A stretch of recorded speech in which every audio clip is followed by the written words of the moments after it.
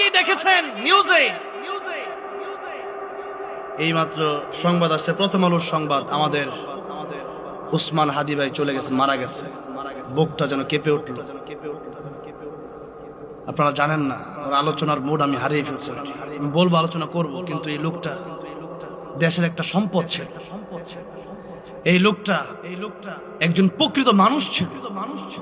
এই মানুষটাকে গুলি করেছে। এই মুহূর্তে আমাদের উসমান হাদি ভাই মারা গেছে। আমরা দোয়া করছি, আল্লাহ আপনি আমাদের উসমান হাদি ভাইকে জান্নাতুল ফেরদাউস দান করেন, জোরে বলেন আমিন। আয় আল্লাহ, আপনি উসমান হাদি ভাইয়ের জীবনের ছোট্টখাটো বিষয় ভুলগুলো মাফ করে দিয়ে আপনি তাকে শহীদদের কাতারে আপনি তাকে নিয়ে যান, জোরে বলেন আমিন। এবং আরো দোয়া করছি, আল্লাহ জোরে বলেন আল্লাহ, উসমান হাদি ভাইয়ের যে খুনিরা ভারতে চলে গেছে তাদেরকে আপনি এই দেশে ফেরত দিয়ে আয় আল্লাহ তাদের বিচার আমাদেরকে দেখার তৌফিক দান করেন, জোরে বলেন আমিন। কষ্ট বুকটা ফেটে যাচ্ছে। দেশে ভালো মানুষ তো থাকতে পারে না। দেশে যারা সঠিক কথা বলে, হক কথা বলে, তারা থাকতে পারে। আল্লামা সাইদি হক কথা বলতে, হক কথা বলার কারণে 13টা বছর কারাগারে কাটাতে হলো। এরপর ইনজেকশনের সাথে বিষ দিয়ে আল্লামা সাইদিকে শেষ করে দেওয়া হলো। ঠিক না ঠিক বলো? ভালো মানুষগুলো থাকতে পারে না। এটাই হলো বাংলাদেশ। হক কথা বললে আর থাকা যায় না। এই মানুষটার জন্য অনেক দোয়া করেছি, এই মানুষটার জন্য অনেক কেঁদেছি, অনেক আফসোস করেছে। এই দেশের ওলামায়ে কেরামগণ, এই দেশের জনগণ এই উসমান হাদির জন্য দোয়া করেছে। সর্বশেষ লোকটার বেঁচে নাই, যেহেতু এই মাহফিলের সময়, এই গুরুত্বপূর্ণ কোরআনের তাফসীরের সময় আমরা আল্লাহর কাছে দোয়া করছি, আল্লাহ মেহেরবানি করে তুমি তাকে মাফ করে দি। তার বড় তামান্না ছিল, সে মৃত্যুর আগে বলেছিল আমি শহীদি মরণ চাই, এমন বাঁচার দরকার নাই, অনেকদিন বাঁচলাম কিন্তু আমার দ্বারা জাতির কোনো ফায়দা হলো না, এমন বাঁচার দরকার নেই, কিন্তু মরে গেলাম, এই জাতি আমাকে মনে রাখলো, আমার জন্য দোয়া করলো, আমি শহীদ হলাম, এমন মরণ চাই। আমরাও দোয়া করছি, আল্লাহ তুমি আমাদেরকেও শহীদি মরণ দিও, জোরে বলেন আমিন। শহীদি মরণ আমরা চাই। আল্লামা সাইদি শহীদি মরণ চাইতেন। শহীদি মরণ যদি চাই, শহীদ হতে দেরি, মরতে দেরি। আর শহীদদেরকে মরাই বলা যাবে না। ওয়ালা তাকুলু লিমান ইউকতালু ফি সাবিলিল্লাহি আমওয়াত বাল আহইয়াউ ওয়ালাকিন লা তাশউরুন। তারা জীবিত। আয় আল্লাহ, আমাদের প্রিয় ভাইকে তুমি মাফ করে দাও। আয় আল্লাহ, এই দেশকে তুমি নিরাপদ করে দাও। আল্লাহ রাব্বুল আলামিন এরকম ঘটনা যেন আমাদের না দেখতে হয়, তুমি সেরকম একটা সুন্দর দেশ আমাদেরকে দাও, জোরে বলেন আমিন। আমরা দোয়া করলাম, আমরা দেশের জন্য আমাদের করতে হবে। দেশ কিভাবে কোরআনের আইন দেওয়া চলে সেই চেষ্টা আমাদের করতে হবে। কোরআনের আইন না থাকলে এরকম হবে।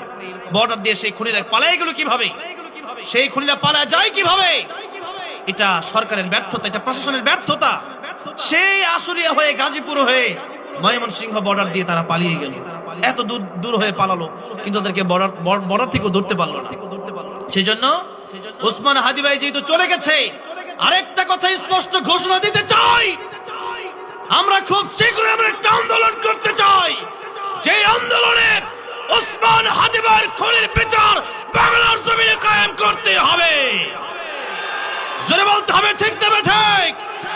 সেই ভারতে যে খুনিরা পালিয়ে গেছে, প্রয়োজনে আমরা ভারতের দূতাবাস ঘেরাও করে এক একটা ইট আমরা খুলে নেব, তথাপি ভারত থেকে সেই খুনিদেরকে আমাদের কাছে ফিরিয়ে দিতে হবে এবং সুষ্ঠু বিচার বাংলার জমিনে দেখাতে হবে আমাদেরকে।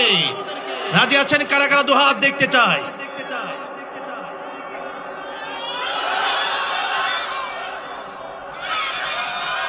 কোরআনের হাত নামান, আল্লাহ কবুল করেন। কোরআনের আইন দরকার। আগামীর বাংলাদেশ হবে কোরআনের বাংলাদেশ, বলি ইনশাআল্লাহ। কোরআনের বাংলাদেশ যখন হয়ে যাবে, খুনের বদলা যখন খুন, চোর যখন চুরি করবে, আস-সারিকু ওয়াস-সারিকাতু ফাকতাউ আইদিয়াহুমা, চোরের হাত কেটে দেওয়া হবে। একদিন হাত কাটলে পরের দিন থেকে চোর খুঁজে পাওয়া যাবে না। কারণ কোরআনের বিচার যতক্ষণ না হবে, সমাজ সুন্দর হবে না।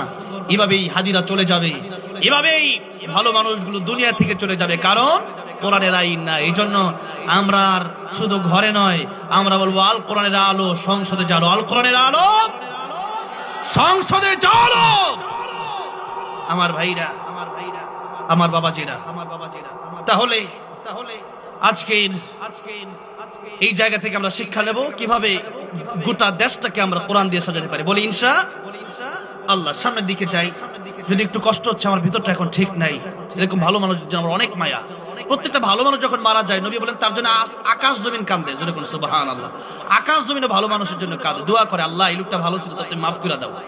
আকাশের ফেরেশতারা ওই লোকের জন্য দোয়া করে, আল্লাহ লোকটা ভালো ছিল, তুমি তাকে মাফ করে দাও। আর যদি লোকটা মন্দ হয়, তখন মানুষ দোয়া করে না, বলে লোকটা মারা গেছে, ভালো হয়েছে। যেরকম ঠিক না বেঠিক?